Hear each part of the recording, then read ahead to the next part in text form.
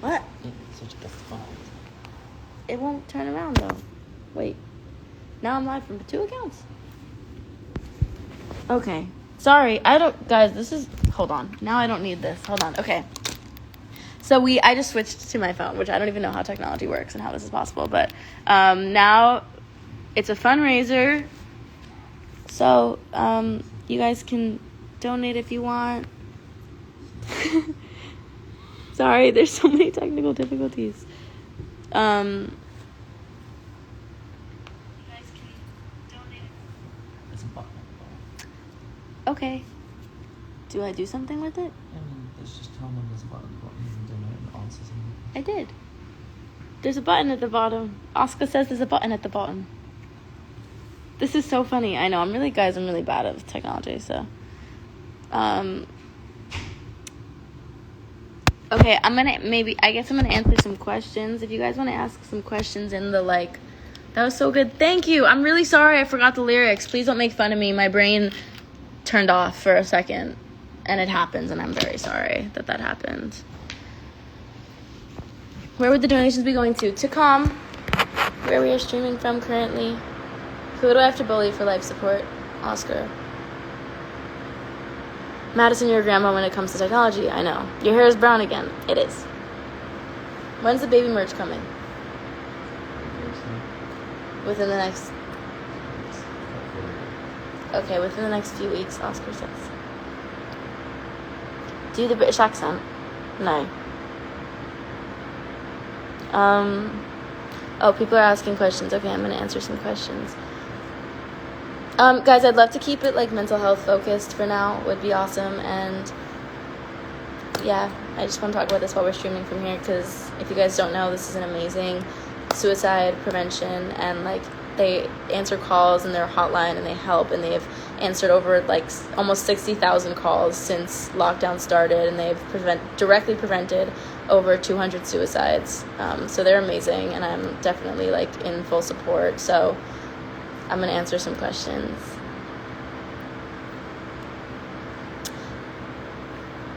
You can receive... Oh, okay, I can't show the questions on live, but MEB Baby said, hi, by the way, I love you, said, any tips on dealing with anxiety and depression? Hi, babe.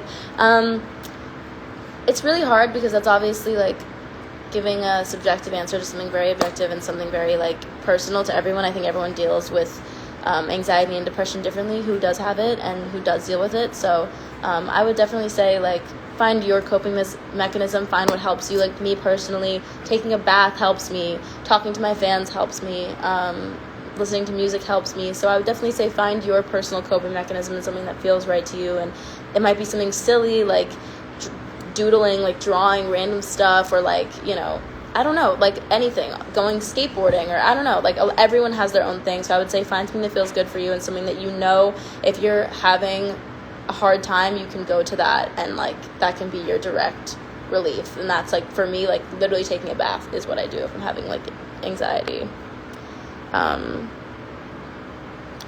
What's a major turnoff for you? Someone said. Probably ignorant people, arrogant people. I don't know. What was the hardest part of recovery? So for anyone who's tuning in who doesn't know, I just celebrated being a year clean of self-harm, and that's what I'm assuming she's referring to. And it's been pretty tough, honestly. It was really hard, and there were some months that I was completely fine and didn't even think about anything in regards to that, and then there was days and moments that I did, and it was really tough. So I'm just trying to take it day by day, and I would give the same advice to anybody who's in any type of similar situation. Just take it day by day, and don't rush yourself to be perfect, and don't also beat yourself up. Don't make yourself feel bad.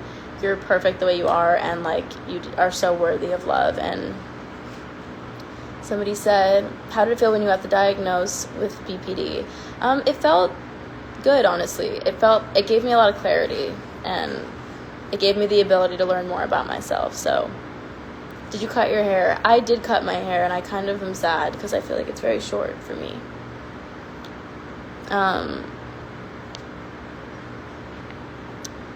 Who helped you most through your recovery?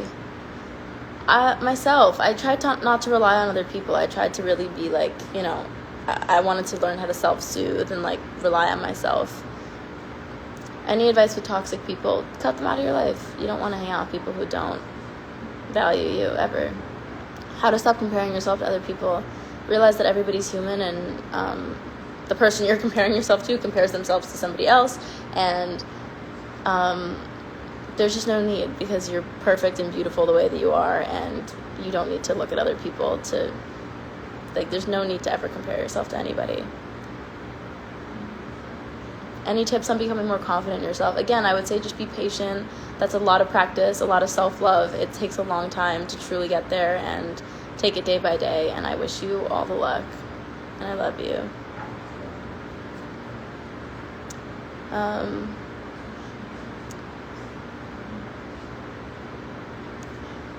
I'm gonna answer like 2 or 3 more, and then I have to go, guys, unfortunately, but I love you. I'm sorry if there was any technical difficulties, and I'm sorry that I messed up the lyrics. I feel really bad.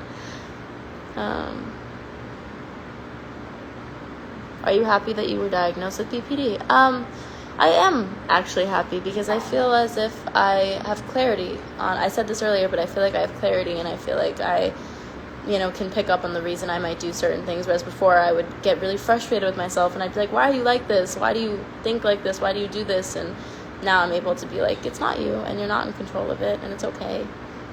And I just have now learned how to deal with certain things better, and I also surround myself with people who take the time to learn about BPD and how to handle me if I'm ever in a position, or I'm like, I don't know. But it's really different for everybody. Any tips on how to stop overthinking? No, because I overthink nonstop. But I always say your anxiety is most likely lying to you, so try not to let it get the best of you. And I'm sorry if it does, because I've been there, and it's so not fun. I'm really sorry.